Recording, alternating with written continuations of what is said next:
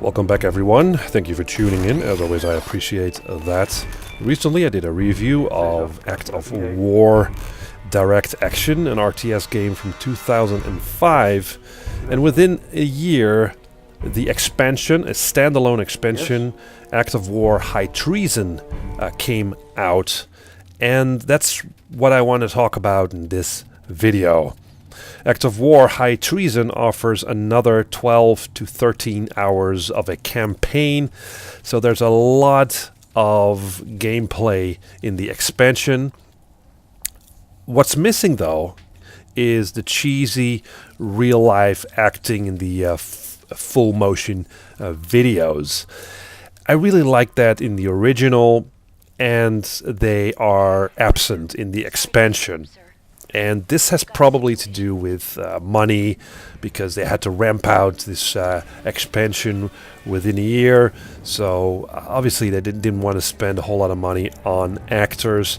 But because of that, because of the lack of actors, because of the lack of cheesy dialogue, it feels less involved. The campaign, you just don't really feel it. It's very difficult to care about anything that's going on in the campaign. It's really this sort of a techno thriller about a coup. The American president was killed and you're dealing with the aftermath, etc.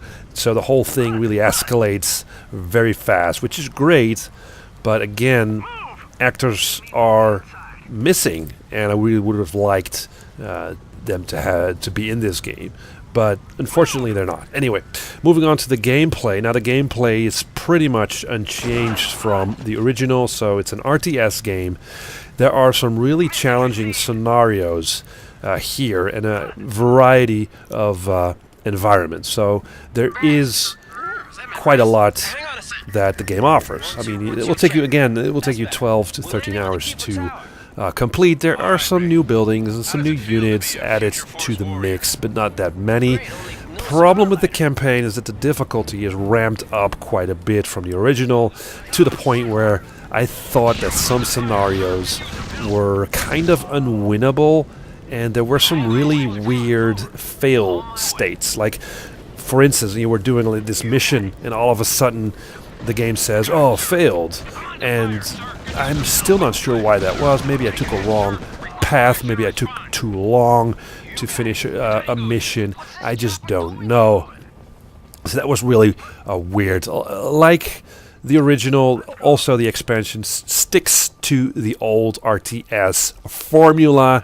Again, it is still fun to build a base and create units and wage a war against the enemy, but the expansion shares a lot of the problems that the original had, such as the restricted view over the battlefield. You can't really zoom out that much.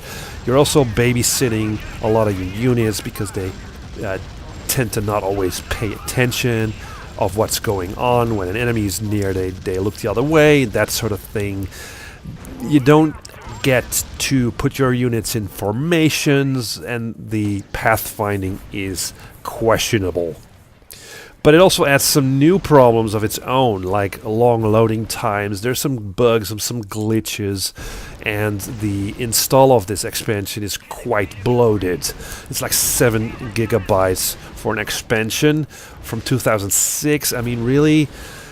But in conclusion, yes, it offers more of the same, and some of the stuff is fun, but I would stick to the original, because again, as an expansion, it adds more of the same, but doesn't really deal with some of the problems that the original had. It doesn't really bring anything that new to the table. So I think that the 12 to 13 hours of the campaign you can probably spend on another game than playing the expansion.